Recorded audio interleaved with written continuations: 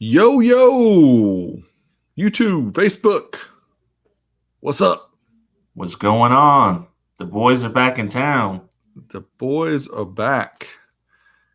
And yeah, we've been gone for a month, Rob.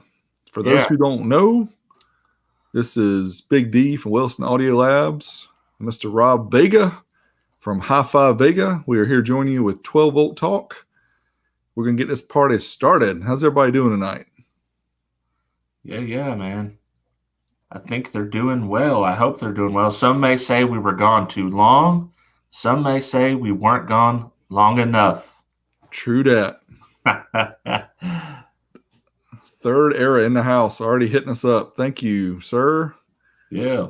We appreciate that, Ed. And it was, as I mentioned last night, we were actually on with Joe and Tell last night. Rob and I were both on there. And we talked a little bit about Ed driving out from California all the way to Texas for the old school meet. But we'll talk about that a little bit more in the episode here.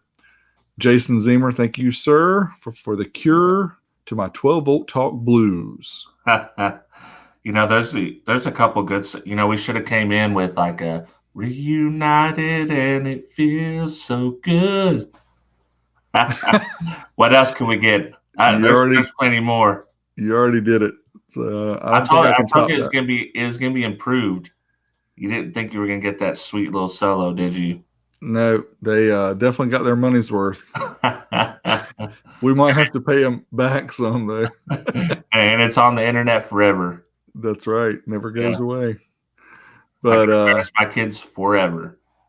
Yeah, true that. So you guys may realize this, but we've not done a show. This is like a month. We did take a month off. We talked about taking a month off. And yeah, it's a month from our last episode.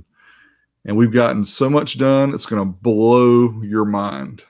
I'd love to sit here and tell you how much we got done in our month off, but I can't do it.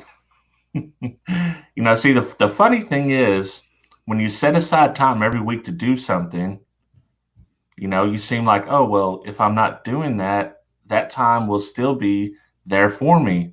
Turns out that time gets taken up by something else. It sure does. It's just like that old saying that the more you make, the more you spend kind of thing, right? Oh, exactly. I just need to make a little bit more, then everything will be comfortable. And it's like, well, it doesn't quite work that way in most instances. So yeah, we're continuing to go on, and we didn't get done a lot of the things that we wanted to do, but hey, we're back. We told you guys a month, and we're back. So we are rolling. We got a lot of stuff to talk about tonight. So I guess we can go ahead and get the podcast part kicked off. And I don't even remember who went last. You want me to just start it off? Yep, I'm a mute. All right. Go for it. Episode 65. 5, 4, 3, 2. Welcome to 12 Volt Talk, episode 65. It's me, your boy, HiFiVega. We are back again after a month-long hiatus. We're going to talk about old school meetup. We're going to talk about the old school SPL challenge. And we're just talking about what we've been doing while we're off. And I'm joined, as always, by the coolest dude in car audio, Mr. Big D Williston. I would say the baldest, maybe. Not the coolest, but maybe the baldest. The ball. We'll just go with that. Balling it. Yeah, the ball. Yeah. It's Big D, WilsonAudio.com. Back once again with Mr. HiFiVega. Throw down to the show. Yeah, we've got a lot of things to cover tonight, and looking forward to talking about not only the old school SPL challenge, which Rob did such a great job of managing that. And I can tell you, it is a lot of work that Rob did to do this, and I didn't do as much as I should have to help him. So he covered most of the work involved in this, and it's a lot of work. So thanks. Big shout out to Rob for doing that. The old school SPL meet, the old school stereo meet down in Texas. Yeah, I'm sorry. It's, I'm a little stale here. Y'all have to give me a break. That was a blast. And just as much or more of a blast was our trip to Kicker. And we're going to talk about all of that because we had an action-packed filled weekend of that. And in addition to the Old School SPL Challenge, which was lots of fun, we had a lot of people join in, and we had some pretty impressive numbers, didn't we, Rob? Oh, yeah, for sure. I mean, I think we had a 150 in every class except for the 51 to 100 watt class, which the high score was a 143. And that's only because people probably didn't have an amp to fit into that class. And I know that's very much the case for Mr. Stark, who joined every single class. So, yeah, Mr. Stark was he was kind of mopping up the scene. But I'm gonna share my screen here and zoom in a little bit, and hopefully so you guys can see some of this, and we'll talk about some of the results. But right off the bat, the 0 to 50 watt category, our good friend down under, Mr. Craig Harrison from oldschoolcaraudio.com.au, killed it with a 152.3. Orion Concept, he used 4 of them, I think, and he had 8 12s. Is that right, Rob? Well, I know he used 4 for the challenge, but I believe that 2 of them gave up the ghost, so he sacrificed 2 concepts to make that happen. And yeah, he did have 8 of the XTR 312s. Yeah, that was a cool setup. We will do our best to remember to link to Craig's video in the video comments of this video. If you're watching us on Facebook tonight, make sure you go over to our YouTube channel, youtube.com/12etalk, because we put all the notes in the video description there, and that way it'll be easier for you to find what we're talking about. Craig Harrison is a dirty cheater. I didn't say it. Jesse said it. But hey, this is exactly what Rob and I were hoping for, to see somebody just go all out. And we knew it was either going to be Craig or Brad or Mike Schultz, somebody like that who's got all this equipment that can do it. But that wasn't even the only concept we had in the competition. I believe there was at least one more entered, if not 2. I just can't remember on the list. Yeah, that would be like they could have done like the 0 to 5 watt class and still mopped up. Yeah. But yeah, you can see Craig 152.3, and then Matt with 150 with a Soundstream 10.0, and Brad 143.6 with the Pioneer PRS X220. So it's pretty decent numbers. Again, we'll link in the video description to those who are on Facebook. You can check it out. And those who are on YouTube, you're going to have to join Facebook and kind of join our group to see this, but you're welcome to join. 51 to 100, as Rob already said, Matt Stark 143.8 with a Rockford 200S. Yeah, little guy. A 200S. That is like, yeah, that's a true 100 watt amp. And then, of course, Mark Hansford with the ProMOS 50, which is about a 400 watt or so cheater amp. That's an awesome amp. But did he have that one blow up, Rob? I don't recall. I don't think he did. I think that one survived it. Maybe I could be wrong though. I know that since Mac had won 2 categories, that Mark actually was the technical winner of that class with that score. Because obviously, Mr. Stark wanted to keep his 150 dB score as the winning score in the next category. Yeah, and speaking of the next one, the 101 to 250, he used the Punch 150 25 to life. That is an incredibly powerful amp. I've actually tested it on my channel, youtube.com/BigDWiz. You can do a search there for the Punch 150. It should come up. EMF Audio, the 2100 Orion HCCA, and Brad did the Hollywood RVH 1000M. So we had all kind of different entries in the 101 to 250. And then the 251 to 500, we had the most number of entrants. We had 17, and everything from a 131 up to a 152.3. That's Mitch Bulmer with the MTX 8100D. Is the 8100 the one that Ed likes so much? Showtime SPL? Sure is. That's the what is it, 350 watts, I think at 4 ohms is what it's rated. But yeah, that thing, I think he pulled almost 2,000 watts out of that. Wow. And he loaded it down into the dirt. So, wow, that's crazy. And Ronnie Smith up there with the Alpine MRV 1507 on 148.18. And again, Mr. Stark. yeah. Mr. Stark is an SPL veteran, I would say. Wouldn't you say? I think he's quite versed in the area of getting the most SPL with the least. And sneak peek, I've already talked to him about helping more with the next competition, as in moderating and doing all that type of stuff. So we'll have more SPL experience going on. Yeah, that's good. I mean, it's always fun, but yeah, it was Rob. Thanks again for managing most of that, and he's sent out stickers to everybody, and we've contacted the winners and given them their prizes and all that good stuff. So, yep, I got a few more stickers to send out. Yeah, on the last run, I'm dragging up the bottom on the 251 to 500, but I did send that amp, full send on that amp. You know what? While we're at it, funny little story. That amp, I decided that, well, it's got the high voltage, high current switch. Everybody knows if you run high voltage mode with a lower impedance, you typically get more power. Well, it seems like I got zero power because it just smoked. It's gone. It's done. She didn't make it. Yeah, I've got some smoked amplifier goodness too that you guys might see in an upcoming video. So I'm just going to tease you with that and not say anything else.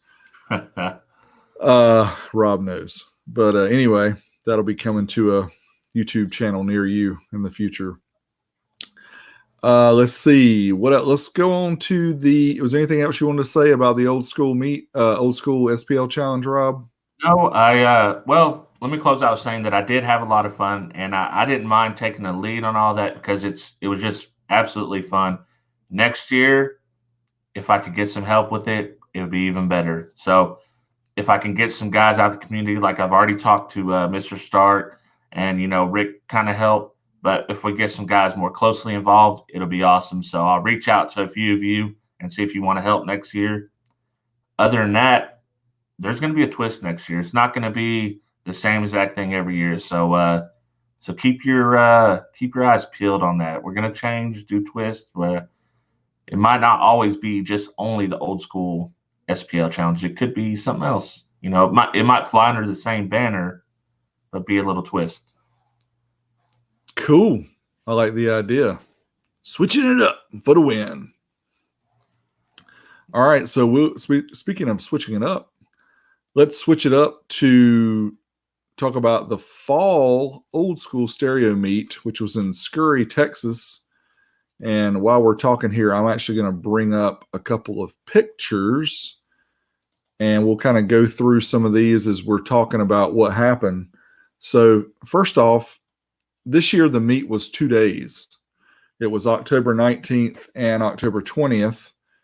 And once again, we had the same location, which you can't really tell by the picture here on the screen. Those who are watching youtube.com/12etalk or on Facebook Live, you can see the picture.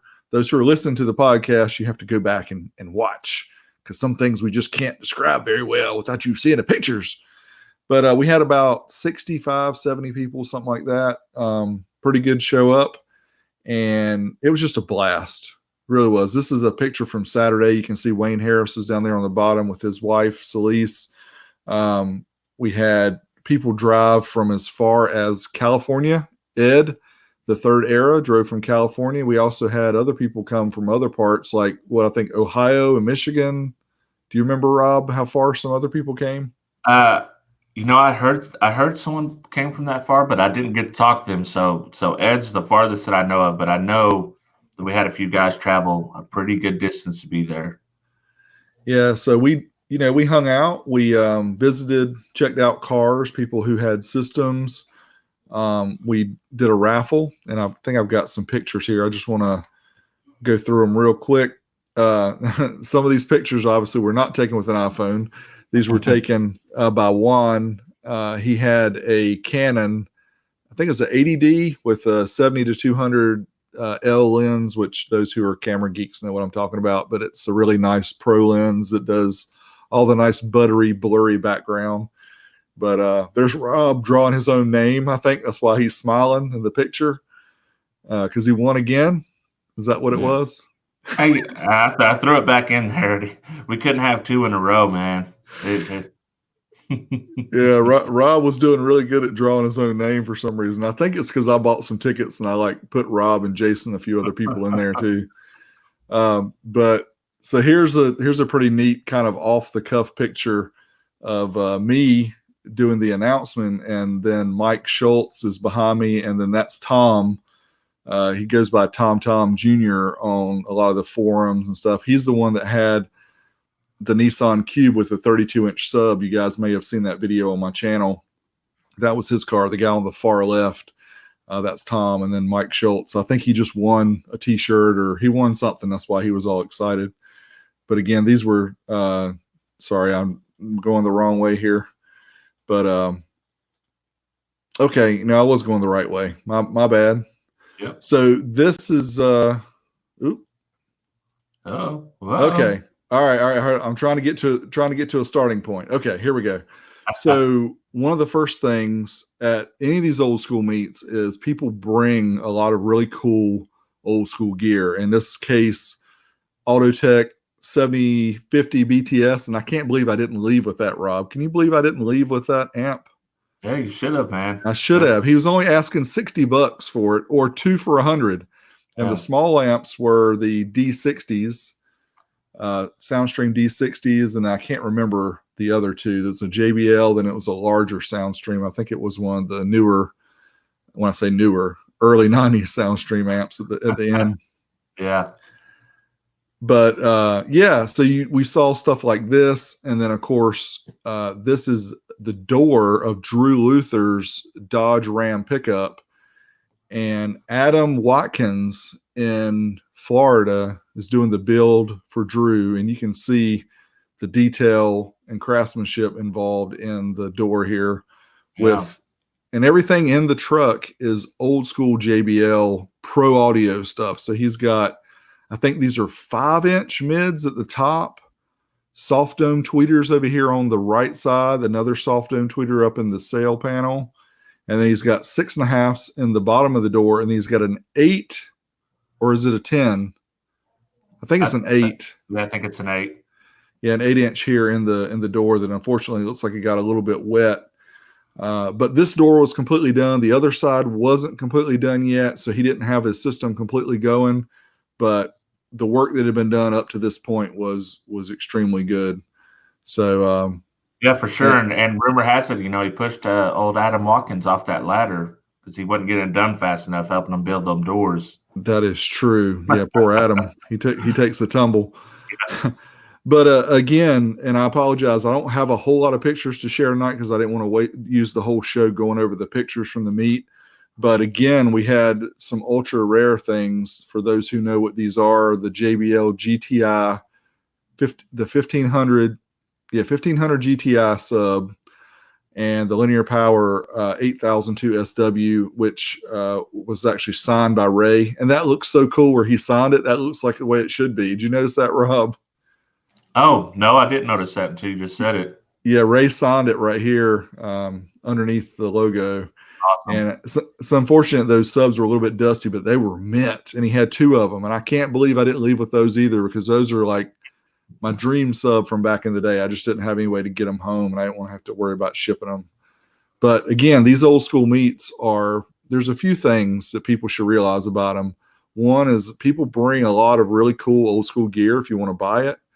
2, some people bring new stuff too, like new systems in their car, and we're cool with that because even though it's an old school meet, it's really just the old school mentality and hanging out and having a good time, and we don't turn people away for having new equipment. In fact, in the video that I share, I will show you a Astro van, which you may have already seen it in my last video, that does over 160 dB, and it's a a full out SPL vehicle, and it's got all new equipment in it. But we still had fun. Rob sat in it. I wouldn't sit in it, but he did. This guy right here is an absolute madman. He sat in the port, so yeah, he let's see what third air call him, the human port in the house. he got the full send experience.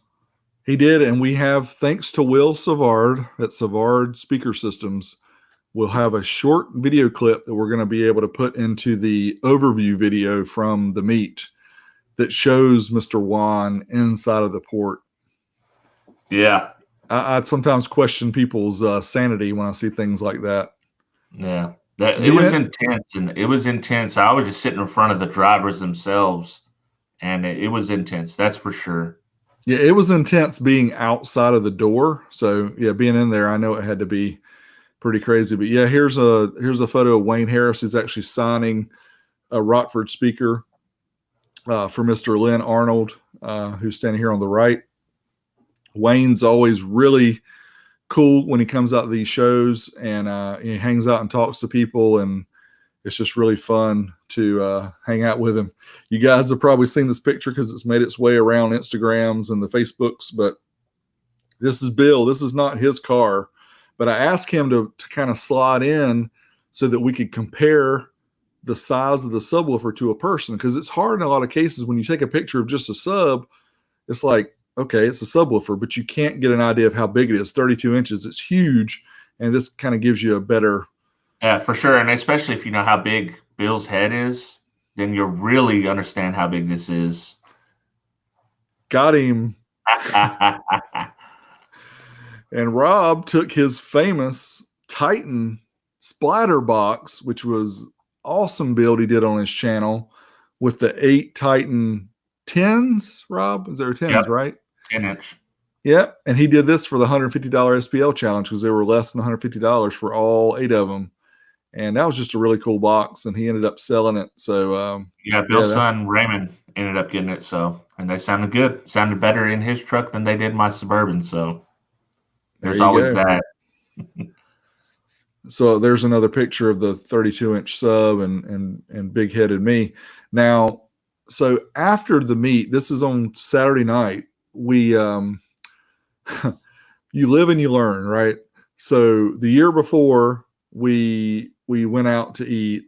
This year, Bill actually managed to get pretty much a whole floor of a restaurant reserved for us, and we had over 30 people eating dinner, and we had a good time. It was a really good steak house, and they had all kind of goodies for us. But what we determined was it's really difficult to get this many people to go out. So I think next year when we do this, we're actually going to have catering come in, and those who want to stay longer and kind of hang out at the facility that we're going to be at, you know, and sit by the campfire and eat dinner and stuff, then we're actually going to do it there. I did not, thank you, Jason, for reminding me, I did not even sit in the Savard vehicle this year. I didn't even go close to it. I let everybody experience it without me asking them to do something that would blow up their truck. Yeah, hey, I listened to it this time. I made sure before I seen Derek too close to it. I said, hey, I'm going to get over here and listen to it. So I have experienced it, and it's pretty dope. Yeah, it's pretty cool. Yeah. So is there anything else you wanted to say about the meet? Yeah, I just just to reiterate some of the stuff you said, you know, the old school meet, we're just about having fun, hanging out, and it's more about meeting like-minded people than it is, you know, just strictly old school. So there's that. And I appreciate Ray, who always attends these. I've got an awesome demo from Ray in his what's it? Is Escape? That's Escape. Yeah, Escape. So he changed up the system a little bit, and I got to hear another couple demos. Got to spend some time in there. It was awesome. Appreciate him always showing up, just like Wayne Harris always showing up. Appreciate that. And the guys down at Savard, you know, they always show up. They're there hanging out. At this point, you know, they're kind of like family. Those guys they're awesome. So outside of that, you know, come next year if you can. It's a good time. Yeah, Rob and I talk about this a lot, about the visions of where we see these meets going. And again, it is a meet. It is not a show. So my vision of it is it's just a place you come and have fun. And I think a lot of people talk about, we should do this competition, give away, these prizes and stuff like that. And at that point, it becomes work. It becomes just something that's going to take away from the fun. So I'm all about having fun. And yeah, the way I see it is it can grow, but I want it to grow from enthusiasts. I don't want it to grow from just the fact of having more people, because I want everybody who is there want to be there. And that's kind of the way I see it. I do think it'll be much bigger next year because we've already got some indications that other people want to come, which is cool. That's fine. We want more people to be able to come. We have room to handle several hundred people, I would say, Rob, wouldn't you say? Yeah, for sure. Yeah, easily. We just have to manage our parking a little bit better, which we did pretty good this time. But Yeah, luckily the ground wasn't wet this time. But so the other thing is, we had a lot of people come from the community. As Rob already said, Savard and Linear Power show up every year. We had Kip from Kicker come visit us as well. We also had Chris from Audio Control. He was 3 hours away. He drove 3 hours to stay for like an hour, and then he had to drive 3 hours back. So it was really cool for him to come out too and hang out with us. We appreciated that. And of course, Wayne Harris and his wife came out. It was their anniversary. This Saturday was their anniversary, and same thing last year, and they came. So, but I don't want to minimize, everybody else that came out too. We appreciate everybody. It's just amazing the support we're getting from not only the community, but also the manufacturers and their reps and stuff like that. And, we don't get any kickbacks. We don't give them anything, but it's just them showing the love for car audio is what's so really cool. But we did have some indication of possibly some more manufacturer demo vehicles next year, which would be cool. And we got to see some coming up that you guys are going to see. Maybe not in over here. Yeah. Yeah, for sure. I mean, it was awesome. Like you said, it was awesome to have everyone come out and just being able to talk to everyone and see their systems. I'm glad that we got to come back the second day, because I was able to check out some systems that I didn't get to hear, like the School of Thump van, the Astro van. So good times. Yeah. We, again, the year before this, we talked about Saturday not being long enough. This year, we talked about maybe doing 2 days, but I wasn't sure that we were going to be able to make both days. But I think we've kind of settled on next year it being just one long day. So we'll start maybe 10 o'clock in the morning, and then we'll go until whenever at night, until everybody gets tired. Because what's cool about the place we're staying here and we do the old school meet is it's a farm kind of landish, and it's got a pond and it has a place to go fishing, but they also have picnic tables. They have an area for a campfire. They have an enclosed facility where you can keep food, and they've got refrigerators and have a restroom and all that stuff. So it's really a nice area that we can have everybody. And then, like we said, if we do the catering next year, then we're not rushed. And I always feel like, Rob probably agree. At the end of the day, you're hungry, but you don't want to leave. But if you don't leave in a certain time, with it being a Saturday, then you're not going to be able to eat in a decent hour either. Yeah, for sure. And if we do it this way, people will be able to more easily like we had a bonfire after we ate. We all drove back to the meat spot and had a bonfire. We made s'mores, and we were just out there cutting up and, talking about really deep stuff about speakers. I mean, that's the good times. Yeah. That is the good times. So anyway, if you guys are interested, next year, it'll probably be around the same time, which is either late October, early November, somewhere in that time frame. And It'll probably be at the same place if we can get it. I will give Ed a shout out coming from Cali and showing the Southern guys how to catch a big fish because he did. He showed them up. So he backed up his talk. He was talking about it the week before, and he backed it up. He's got a picture, I think, on his Instagram too, or I know he put it on Facebook at least, where he showed that largemouth bass that he caught. But that was good. Yeah. So anybody likes to go fishing, just come out and bring your rod and have a good time. Yep, Mr. Eric Dudley made it out there too. We didn't even get to mention. And let me tell you something. I don't know if he had the Prime 500 in his Prius or the 750 on two P312s, but it is the loudest Prius I've ever heard for sure. Yeah, that was incredible. I couldn't believe the amp when I saw it. I'm like, that's a what? And he's like, yeah, I think you said it's the 500 or 750. Yeah. It was definitely not the 1200. And it was shaking cars next to it, kind of thump. That was really cool. So yeah, and Rick, he gave out his demos with the Savard 6.5. Those sounded great. It's just, it's really hard to capture it on video what a lot of this stuff sounds like. It's just we're not capable of capturing the way you can experience it in person. But it was good times. But so after the meet, like Rob and I kind of planned the weekend. We talked with Kip at Kicker, and they invited us to go to Kicker on Monday. I was actually going to come back to work on Tuesday, but I was able to kick back until Wednesday, so I got an extra day off. And so our plan was Sunday we were going to drive up to Stillwater because it's not an insignificant drive. It was between 5 and 6 hours, depending on traffic. I think we were somewhere between about 5.5 hours.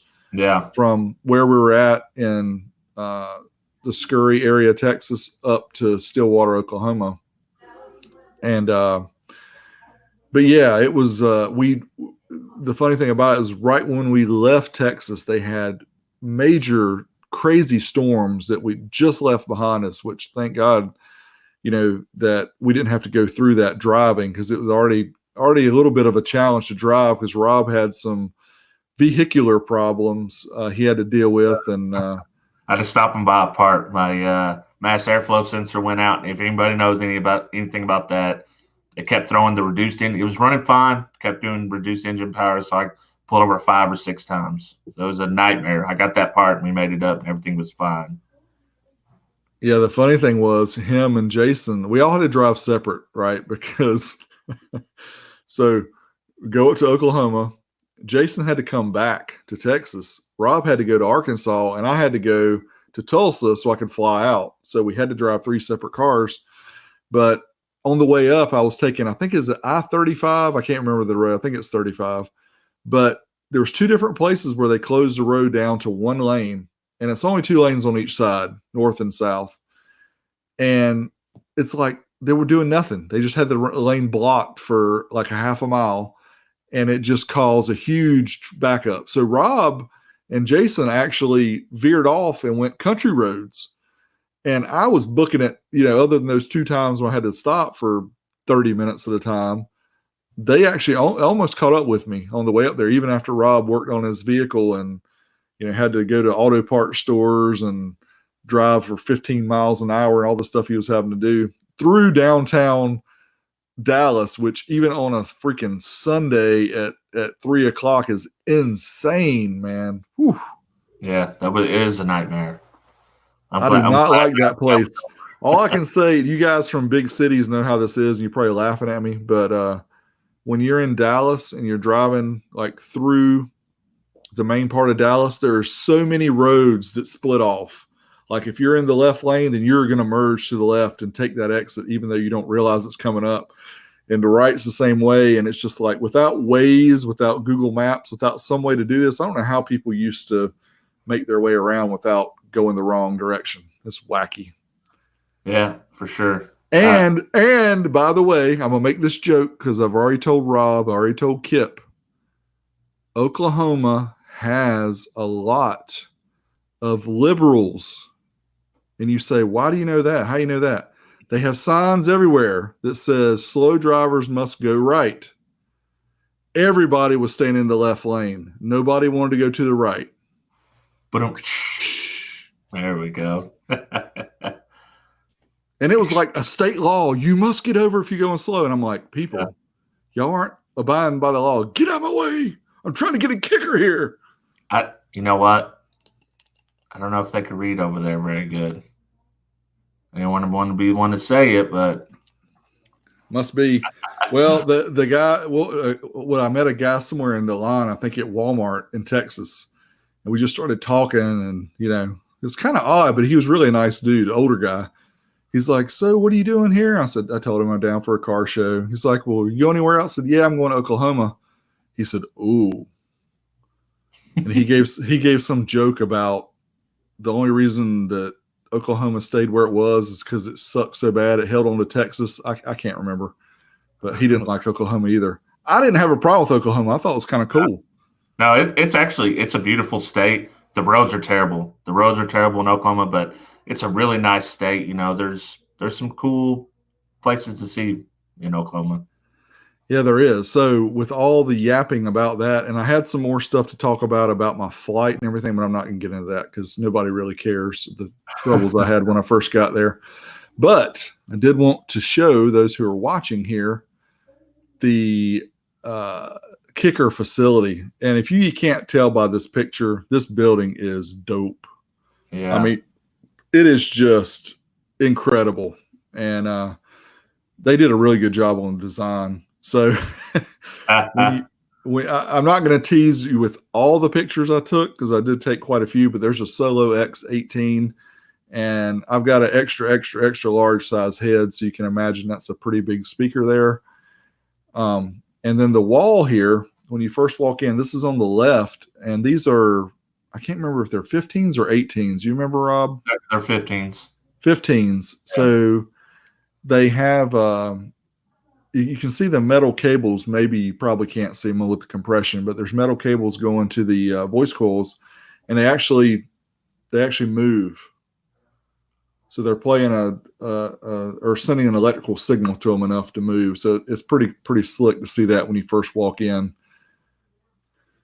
And of course, us being old school, we really like their display cabinets where they had the old gold letter subwoofers.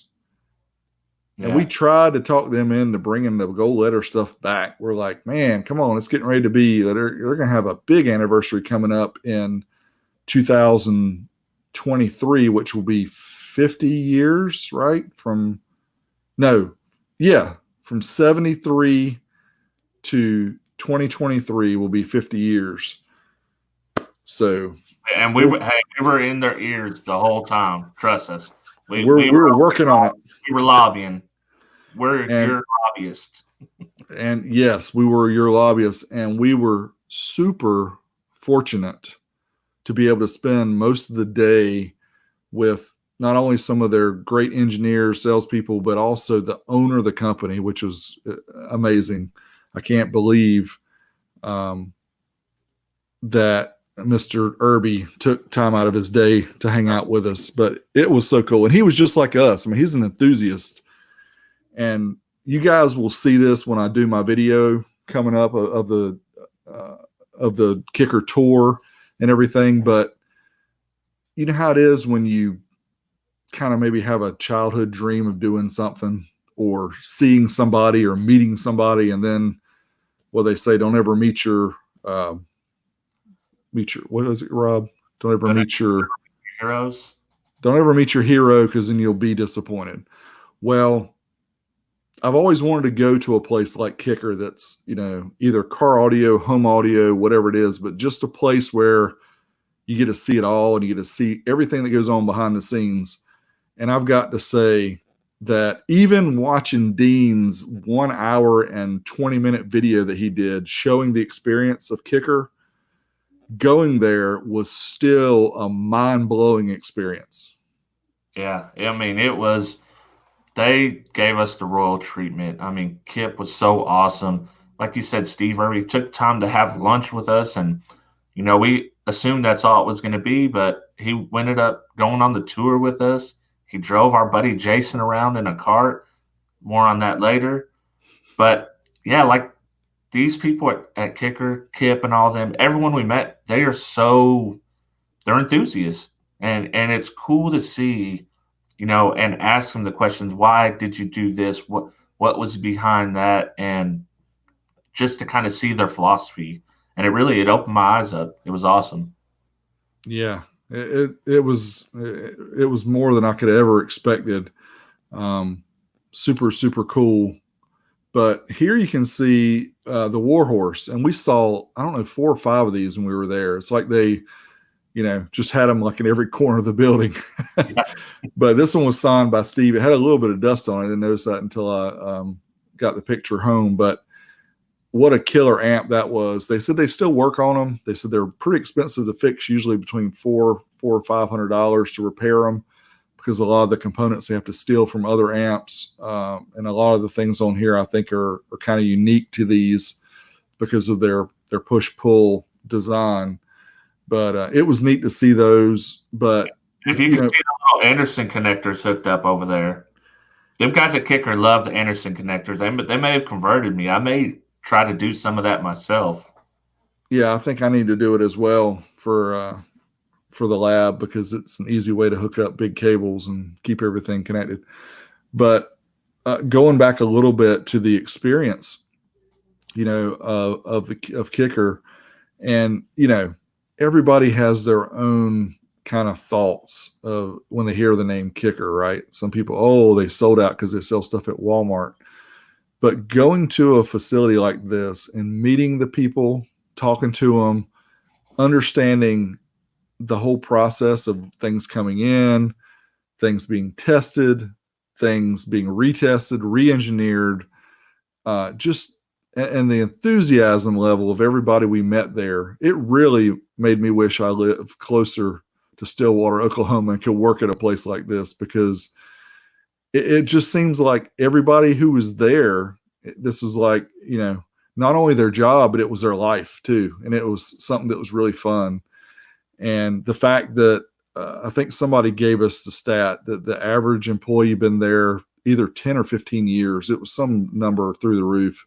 That just says a lot, that how they treat their employees and everything. But yeah, I don't want to keep talking about it so much, but I only feel this way because it's truly how I feel. I walked in as an enthusiast, but I left as like a fanatic. I mean, it's like way above what I was when I came in. So I don't know if I'm pushing it over the top. I apologize, but it's truly how I feel.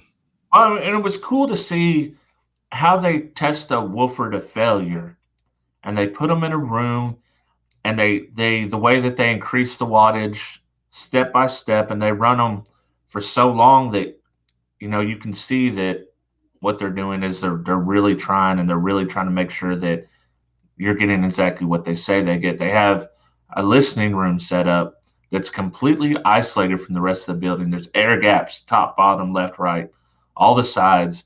It's sealed up. It's got the, sound foam everywhere.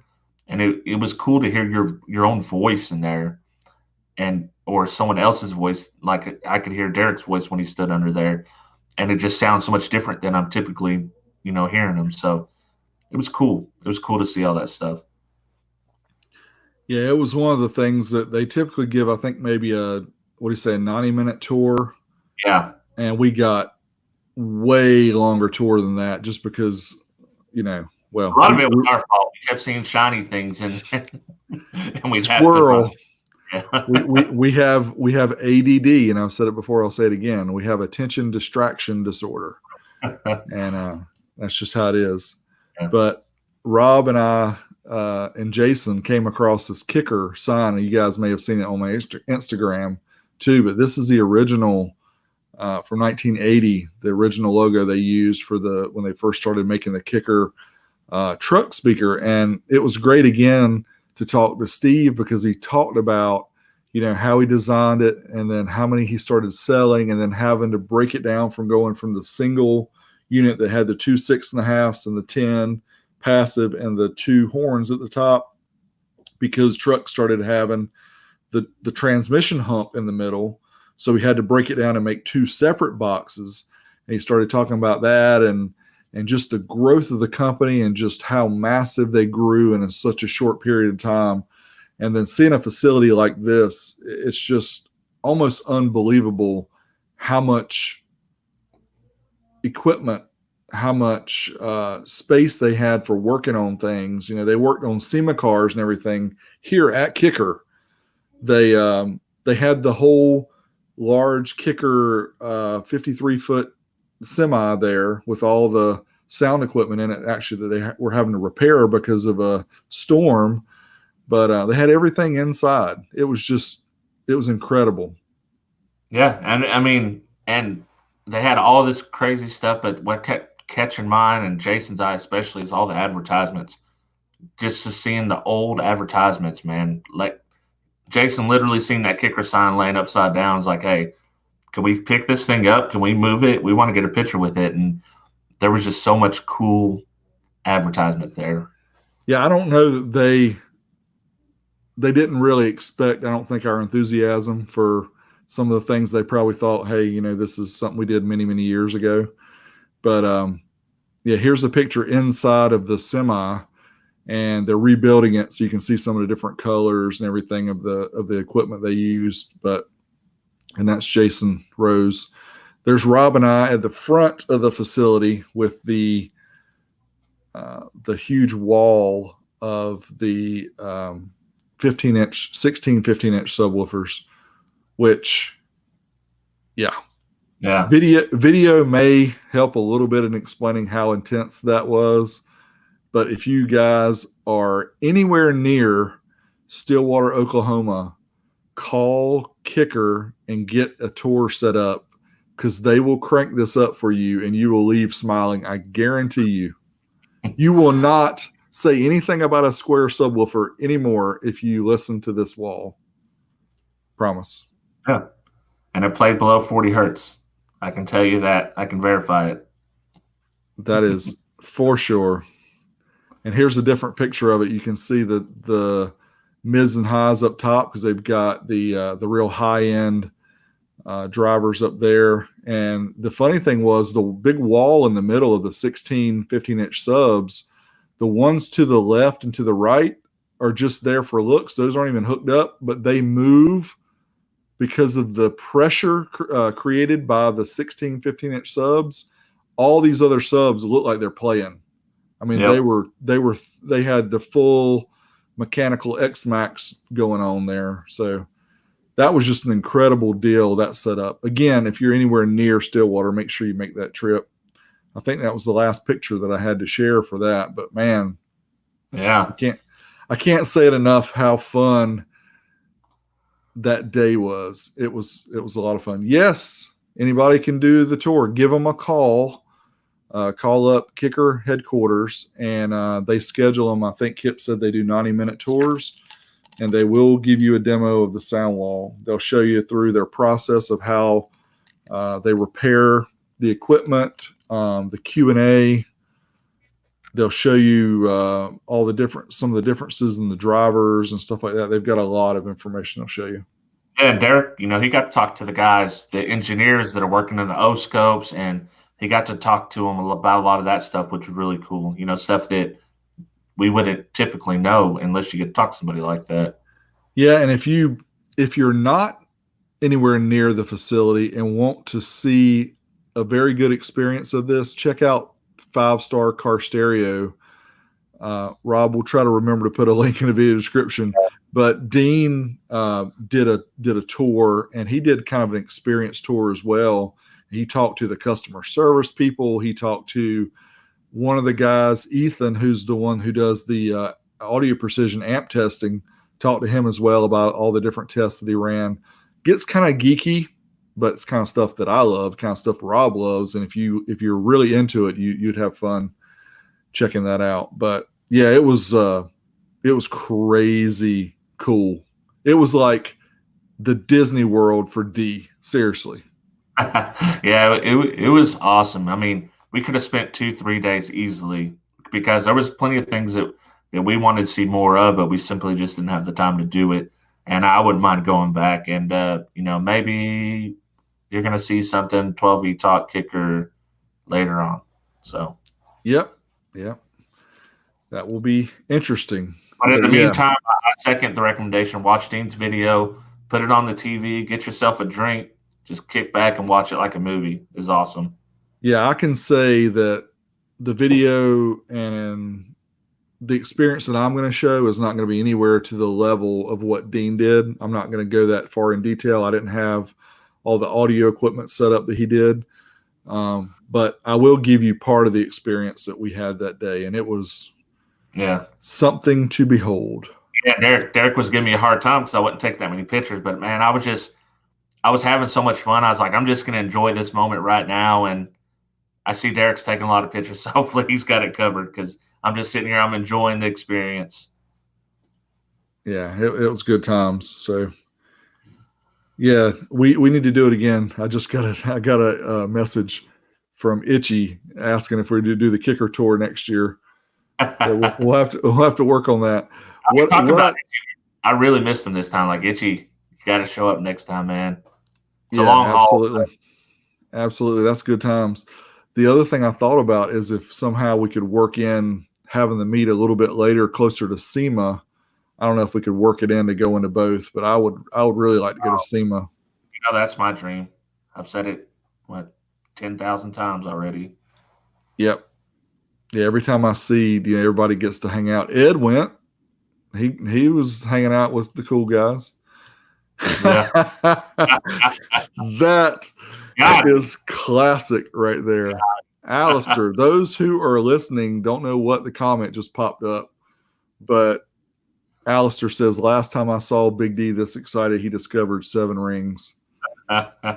Oh, got him. Yeah.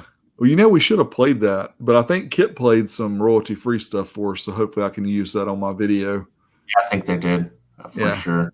That'd be cool, man. I mean, I can't wait to see what you come up with. I do have some video I can send you. Yeah, it was an incredible day. But anyway, we're coming up close to the top of the hour here. Genava just shot us. We're double clicking here. Genava with the $5. Thank you, sir. We do greatly appreciate that. Hitting us up, helping us out, sending us the tip. We do appreciate it.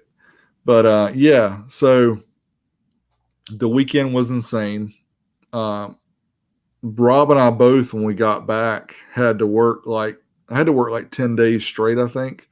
Yeah. Rob had to switch to start working nights and all kind of crazy stuff. But it was so worth it, man. It was so much fun.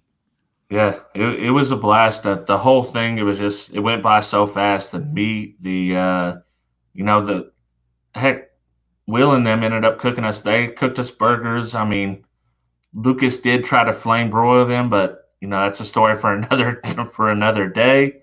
They turned out good, and we got to meet Will's wife, which was awesome. So it was just kind of like a whole family affair the whole weekend. Very fun. Yeah, it's lots of really cool people, and I hope it continues that way. We don't want people to come who don't really want to be there or who don't get along well with others, because it's just too much fun to be spoiling the manor. Yeah, and a big shout out to all the guys at Kicker, because they really did give us the royal treatment, and they treated us like family, and I appreciate it. It was awesome, and it was kind of a once in a lifetime deal for me. Yeah, I agree with that. It's and I don't want to overstate it by saying it too much, but it is a really eye-opening experience to see that level of enthusiasm from everybody you talk to at the company. And then not only that, but to get to have lunch with the owner of the company and talk about, the old times and the stuff that, how he got started and the things that he did. And you can just tell there's not that many companies like this that are car audio companies that the owners are really enthusiasts, right? That are really, really into it. I mean, you can say obviously Jacob at Sundown. That's what I was going to mention. I mean, he's obviously an enthusiast too, but you're thinking about who knows about some of the other companies that, I know JL Audio is the same way. They have enthusiasts, but I don't know if I would love to go to JL Audio to see their experience as well, but I don't know that they could top this one. I really don't. Yeah, who knows? But Wyatt Sound Lab said kickers should dip into hi-fi home audio world. Let me tell you what, your boy D, he was pushing it hard. He was on him. He was in Steve Irby's ear. I think he already had Kip on his side, but he was pushing it hard. So don't I think he didn't. was. I did not give up on that. I was trying to open a whole new market for them, but we'll see. I don't know. Maybe they'll develop a prototype or something and send it up to me so we can show it off to everybody. Because yeah, I think they're missing out in that field, because I told them, like, even with your name, Kicker, even people who don't know that much about Kicker, that's just a cool name for a home audio subwoofer. So anyway, we'll see. We definitely planted the seed. I think it was already planted. We might have thrown some water on it and some fertilizer. So who knows? It might pop up. Oh man, maybe. That's right. So cool, guys. We made it through pretty much the hour here, and it's fun to be back. We are back to the weekly shows.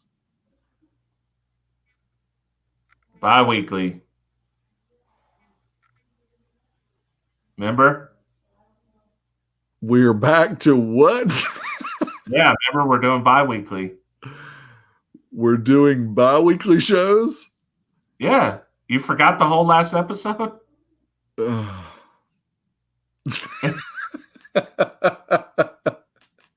Are you punking me right now? Are you punking me? What are you talking about? Two episodes a week? No. Bi-monthly. Every 2 weeks. Yes, sorry. Every 2 weeks. Oh, yeah. That's right. Yeah. Every 2 weeks. No, what we'll do is we're planning the twice a month or every 2 week deal. But if we're able to get somebody and they can only come on one of the weeks in between, like a special guest or things like that, we'll absolutely do an additional show. So yeah, just so you guys know. Yeah. We'll give you as much content as we can. Yeah, and obviously we're getting close to the holidays and all the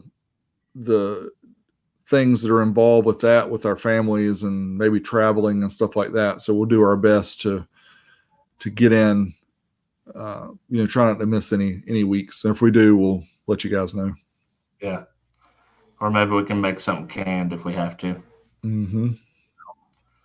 Yeah, so Rob, what have you got in the works? I know you got some stuff you're working on coming up. Yeah, I want to do some more 6.5 tests. I've got a few cool amps that I'm going to dyno soon, stuff that you haven't really seen dynoed very much. I recreated the Sunfire, the Carver Sunfire Junior enclosure. I've got it in the Suburban now testing. I've been testing it for a week. That may be one of my next videos, so that'll be coming up soon. That's about it. Oh, I've moved. If you can't tell, I'm back in my old man cave. I've repainted the walls, cleaned the carpets. Yeah, that's why my lighting setup's I need to figure it out a little bit better than what it is now.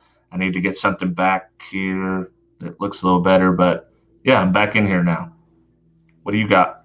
Yeah, so obviously amp tests coming up. I've got a few I've been working on, trying to get the Kicker video done, the old school meet video, which the old school meet video was fun.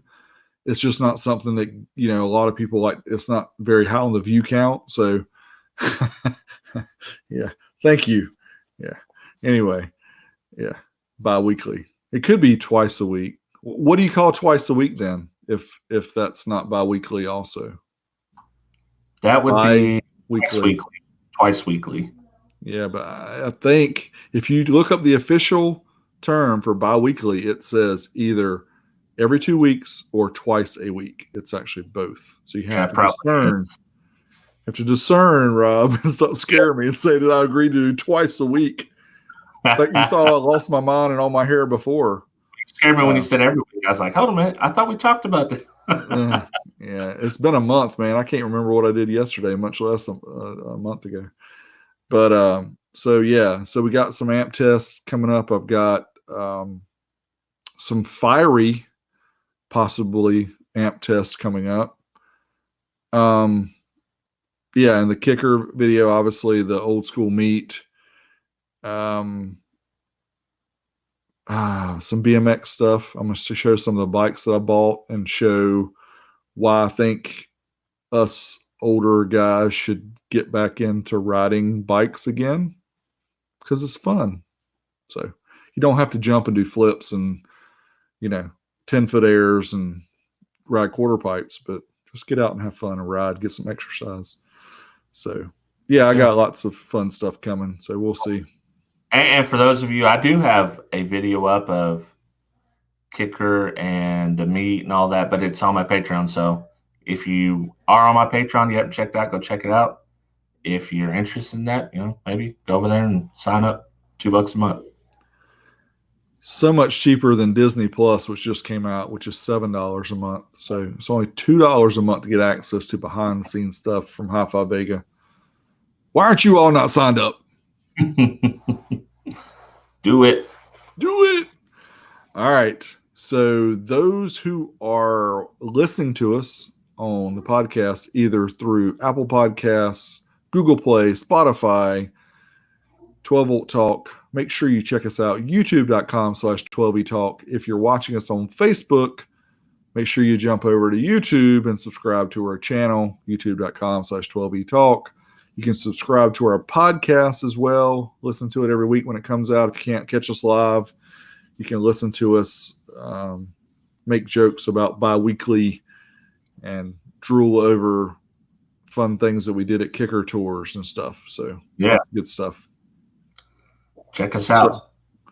So anyway, we're going to hang out with the chat room for a little bit. Thanks as always for joining us. We appreciate you guys giving us all the support, for hanging with us every week, and more fun stuff to come.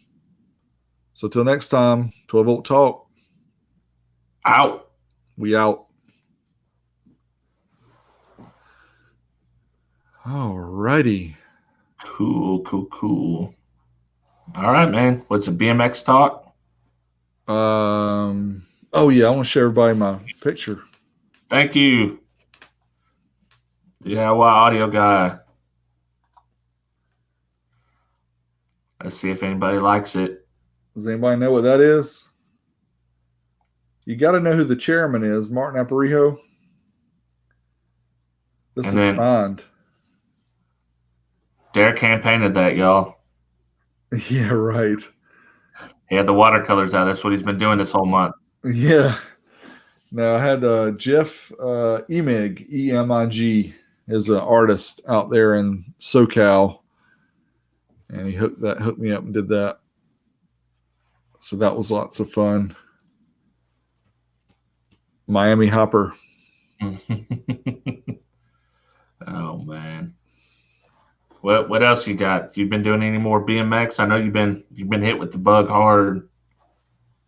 Oh, you just told me about something you got that I know something about. The red line cranks? Yeah, the 3-piece flight cranks, man. Oh, yeah. Weren't they? They were 160 back in the day, right? They were expensive back in the day. Yeah. I don't remember. It was quite a portion of the bicycle back then. And now, today, Planet BMX had them on sale for $74. That's cheap, man. Thank you, Jesse. You're the man. Thank you, Jesse. Appreciate that.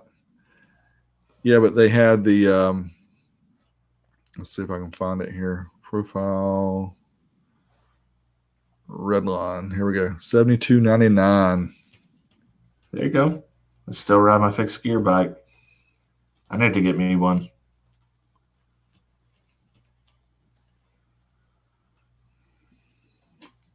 Oh, yeah. Yep, 3-piece cranks on planetbmx.com, $72.99. They're regular $120. I think they normally have them for like $95, but they still knocked off like $25. Those are the coolest looking cranks ever. Yeah, and I don't think there's going to be no Black Friday sale on cranks. I don't know, man. They go crazy. They said And last year that Redline 26-inch to PL26. I think Amazon had it for $349 last year or something like that. dude, that's like $200 off, isn't it? Mm-hmm. Wow. Thanks, Charles. Yeah, I mean, and if you guys haven't looked at these BMX prices of things, they are insane. We looked up some Elf not too long ago, and it was pretty high. Well, all I've got to say is, of course, I'm heavy. I'm also 6'4". But Woody Itson, when he used to ride, he was 6'4", but he was like 180 pounds, 6'4", 150, maybe 180, something like that. Yeah. But I'm considerably more heavy than that. But me on a 20-inch bike is funny. Did you get it? Oh, you bought a 20-inch, didn't I you? did. I'm going to show probably a video of me riding the 20, the 24, the 26, and the 29, so you can see the difference in the size. Even I didn't realize how big the 29 is. I know that a mountain bike's only 26, but for some reason in my head, I was thinking mountain bike size, 24, 26. But when you had sent me the picture of it, I was like, whoa, okay, that's tall. It is, and it's so smooth. Oh man, that 29, those big tires, it rides like a dream. The name Heavy D is already taken. It said, did anybody sign up for Disney Plus check out the Mandalorian? No, but I'm going to. Yeah, I looked at it actually before Rob and I got on, and I was trying to decide if I was going to do the $12.99 and get the ESPN Plus and the Hulu. Yeah. I don't think I get ESPN Plus right now. I just have the YouTube TV. Yeah. And I think I'm probably missing out. So really, if you only want 2 of the 3 services, it's better to get that other plan, because you're only paying like literally $1 more a month to get the other one. So you're getting three services for literally the price of 2. Yeah, and I've been checking out the Apple TV Plus because I bought an iPhone this year, so I got it free for a year, and I've been watching C. It's pretty good. I hadn't checked out any of the other shows yet, but what I noticed when I brought that up, Rob, is a lot of the stuff on there is paid. I'm like, what's up with that? The Apple what? TV Plus. Well, they only have like 6 shows right now. Yeah. So, No wonder it's free. I can't believe they're charging people anyway for it. no, they don't. Their interface is so bad. They have it mixed up with their normal iTunes store type stuff. So the shows, you have to actually go down where it says Apple TV Plus, and there's like 6 shows you can watch, and that's it. Yeah, my wife got confused. She's like, "Hold up, I thought this was free."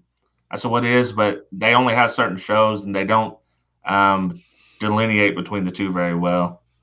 Yeah, I'm giving it thumbs down because I was not impressed. I brought it up and I'm like, this should be free. XFL US coming soon. Oh man, that's gonna be good. I remember the first one. There you go. You got some of those, don't you? Yes, they came on the sport. The 20-inch sport that I got was a team remake, and it has the Group 1 cranks on it. Yeah. But see, the thing I was a little bit bummed. Oh yeah. Oh, pay for 3 years. Yeah. It's like $150, and you had to do it early, but $150 to get 3 years, and you get all 3 of them. Oh wow. I wish I'd known about that. I probably would have done it. But going back to the sport, so the one I had back in the day was the blue, black, and chrome. And I thought that's what I was actually buying, but the team sport was teal, black, and chrome. So it's not really blue. It's more of a teal color. So I was a little bit bummed when I got it. I'm like, oh. And then the guy's like, yeah, the team sport back in the day was teal, black, I and dig chrome. it. I like it. I think it looks cool. It does look really cool, though. They did a good job on the remakes. So, but I'm trying to find a 26-inch sport. So I'm looking for, but they only came out in 2018. They came out in 2020 also, but they're the bash guard. Have you seen that? It's got that bash guard thing at the bottom under the, they're horrible. Still have my Elf double cross from 1997. Sweet. Any more questions? So Disney Plus. So those who have it, is it great? Because I've heard it's got like 4K HDR, all kind of super quality stuff. If you've got, I don't have a 4K TV, so I don't have anything capable of. House. Yeah, I don't have a. I shoot all my YouTube videos in 4K. Well, that's the thing that questions me buying it, because I don't really watch anything other than YouTube, but I could probably see the kiddos wanting to watch it. Yeah. Well, if you buy a new TV now, most likely it's just going to be 4K, because they're coming down. They're so cheap now that that's just going to be what it is. Yeah. Oh, I didn't bring it up in the when we were talking about what's coming, but I actually bought the Roku soundbar and the Roku wireless subwoofer. Oh yeah, that's. I'm gonna review that in an upcoming video, and I plan on taking the wireless subwoofer apart, and so I can test the amp in it, because you can plug in a USB drive to the soundbar, and I should be able to play a 40 hertz tone into the subwoofer wirelessly. You're gonna deconstruct it, and see what it looks like. I'm hoping I can do it where I don't actually break it, because I want to still be able to use it, and I actually bought it, so it's not like it was free or anything. It's gonna be like I don't know if you ever watch him. AVE does a lot of tool reviews and stuff. There's been times where he hasn't been able to put it back together. I think he's the one that I have a hard time watching, but I can't remember. Is he the one that cusses a lot and has like a messy desk and everything? Yeah. Yeah, I don't. His videos are like 30 minutes long, and it's like that could have been done in about 5 minutes. Seriously. Yeah. Oh yeah. Well, some of them, but yeah, some of them he takes them literally all the way apart, and then sometimes he just kind of meanders. Oh, somebody, Wyatt says he got a Note 10, got Disney Plus free for a year. Yeah, I think the Disney Plus for a year would have been much better than the Apple TV Plus for a year. That's for sure. I want a refund on my free Apple TV for a year, and I want to make sure they don't start charging me next November. Yeah, you better watch that. Better watch it. You need to remind me, because we need to remind each other. They say as soon as you cancel it, you can't get your year back. So if you canceled it today, you lose access, and you can't get your year back. See, that's crap. They should let you just not. That's just Apple. Money greedy folks.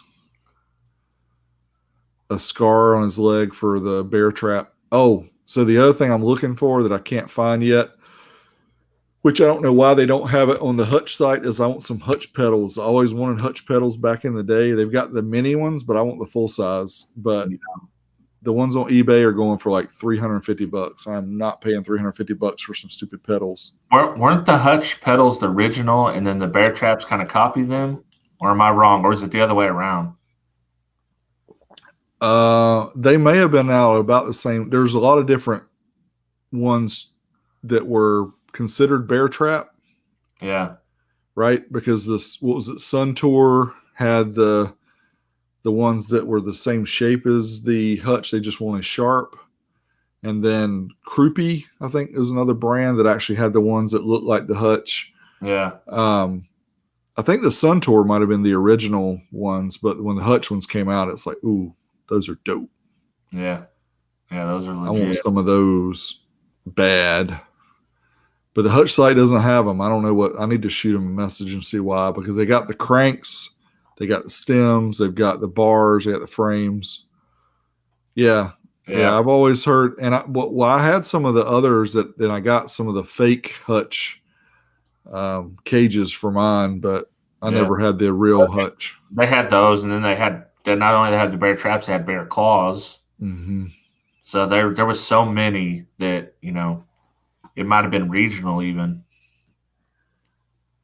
So we were on Joe and Tell's last night podcast, which was pretty fun. That was good. Yeah. So here I'm gonna share this real quick. So I'm so out of the game, I don't even know what Bassett I know them as a furniture maker. I didn't know they made bike stuff, but they actually make some pretty high-end stuff. But there's some cages that Bassett makes that looks kind of bear trappish. But the worst. Yeah, zoom in on those real quick. Oh, well, there's some right here. Oh my goodness, that $200 something? $234. Oh my gosh, man, pass. Yeah, I mean, but look, they do look like the Hutch. Yeah, but all it's gonna do is destroy your ankles, or not your ankles, your shins. Well, if your feet slip off of these, and I don't know what you're wearing, because there ain't no way you can slip off that. But I was going to show the ones that I hated the worst, the ones that tore up my legs. It was the, I hope that, yeah, here, these kind. Oh God, I hated these kind because they weren't wide enough, and they would tear up your shins. I only used these like once. I said never again where I use those kind of pedals. Yeah, Fro. He used to ride for Skyway. Wow. Man. Awesome.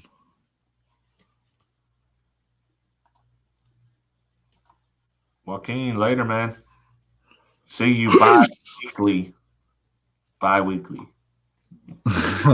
Turns out we were both right. See? Told you. See, we're never wrong. We were wrong once, and it's because we thought we were wrong. We apologized for it, and it turns out we weren't wrong. Never admit to being wrong.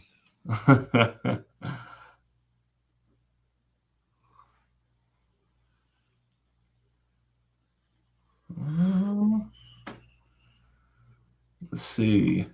Oh, hold on. So those who are still watching, oh great. I almost forgot to show this. And I know Rob's seen one of these, but the other one is hilarious too. So I can't tease enough on this one. Let me share my screen. All right. So you guys probably have seen this one. Oh man. Oh, hold on. Is it? Let me start over. Hope it's going to play right. Why is it so dark? It almost looks like he was doing it. Ah! Oh. If that happened to me, I'd never walk again. Never walk again. Okay. So that was hilarious. But here's a new one that came out just today. And I don't know, Rob, if you've seen this one or not. Hopefully it'll come up on the right screen this time. I don't know why it is so freaking dark. I don't know. Hold on. Oh, goodness. I got to see what in the heck. Let's see if it'll do it better with the VLC player. It won't even play it with that. No. Let's try one more. Open with Windows Media Player. That's the one we played it with. I never noticed it being dark like that. Anyway. It could just be from the streaming software. Yeah, but it looks dark on my screen, which it really shouldn't be. So I don't know. Anyway, yeah, that dude, it was SE Bikes. They're the ones that make the Big Ripper and all that stuff with the 29-inch wheels. And the funny thing is that guy's riding with the little 12-inch wheels or 14-inch, trying to ride down the steps and say, see, there's a reason why you want to ride with big wheels. He eats it, man. He eats it hard. When we can get a Big D stair riding montage. Yeah. I don't want to end up hurt. And not no old stuff. We need some of the new stuff. Yeah. Yeah, I still got plenty of old stuff to show. I got lots of pretty cool little clips. Yeah, but the one of the scooters didn't do that well for my videos. It's only got like 4,000 views or something. No, because you don't really have a BMX fan base. Nope. But if you did, they'd be gold. Well, and it could be one that when people start seeing it in the future, they'll start sharing it because it's kind of funny. Yeah, I don't know. Especially your voice. Yeah. What did you say? Somebody I can't even remember what you said, but it cracked me up. See, your dad cracked me up. That's exactly what I would have done to my kids. Like, come on now, Get it out the way. That's right. It's like Dirt on get out of the way. We got people riding here. Yeah. You gonna sit there and cry about it, or you gonna move it? Mm. Oh my gosh. JP, it's the Hutch 9/16 Bear Trap chrome pedals are the ones I'm looking for. The guy had them on eBay the other day with a second set of cages, and they went for over $300. I'm not looking to spend that much. Yeah, I think Hutch has got the minis on there right now, and oh, speaking of that, Eric Dudley. Yeah, so those who were at the meet got to see me ride a wheelie of Bill Edgar's bike, which I'd never sat on before. It only took me about 3 or 4 minutes to get acclimated with it, long enough to ride a wheelie across the parking lot. I tried to tell them the only thing I can't wheelie is a unicycle, but they didn't believe me.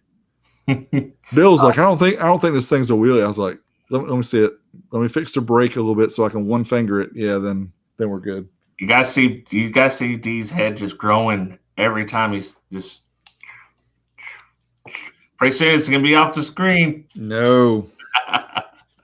Now I can say something that did you see you know Brandon Scobie that works with Steve Mead? He's like his shop rat or whatever he calls him. Yeah. He has got a video on Facebook of him riding a wheelie. Dude, he rode it for like a mile or more. It was crazy, and he was like on a bike trail too, and it was sped up. You could tell. Yeah, he's killing it. Yeah, he could take me any day. He could take me, but yeah, my sister, she's in a wheelchair. So when we were kids, like getting in her wheelchair, we wouldn't ride that thing on four. We just ride around on the two wheels everywhere. Just yeah.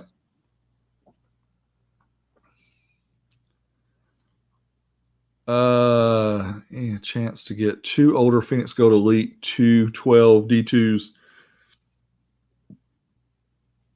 I've never played with those. I hadn't either, and I mean, it depends on the condition, man. You're taking a chance with the old subwoofer. Make sure the spider's not saggy. Make sure the surround is still good. Oh, yeah, you did send me some clips. Oh, yeah, I don't know if I can get to those right now. Maybe I can. Let me check. Ed. Let's see. I don't know how he emailed them to me. There's Jason. Y'all are just going to have to wait until the video, then I'll show you. Yeah. Rob, did you notice today, did you get an email from YouTube about the kid-friendly content? I did. I didn't get to read it all. So it said if you have content that's aimed at preschool age or below teenage children, yeah, then you have to check a box on YouTube that will limit the advertising. Oh, really? Yeah. Wow. So when I first read it, I'm kind of like, well, my stuff is safe for kids to watch. Yeah. But I don't target them. I don't target kids as my audience. So I don't have to check the box for that. Yeah. But they're trying to get, these I think there's a lot of people right now on YouTube that are making lots of money. And to be honest, there's a lot of weirdos on YouTube doing like questionable kid content. Mm-hmm. My kids are 16 and 17, so I don't have to worry about it as much. But, if you got younger kids, you really need to watch what they're watching. That is no doubt. I have to watch my little one because she likes to watch all that Chad Wild, Clay, and those other guys that just do all those challenges and stuff. But yeah, I have to watch her close.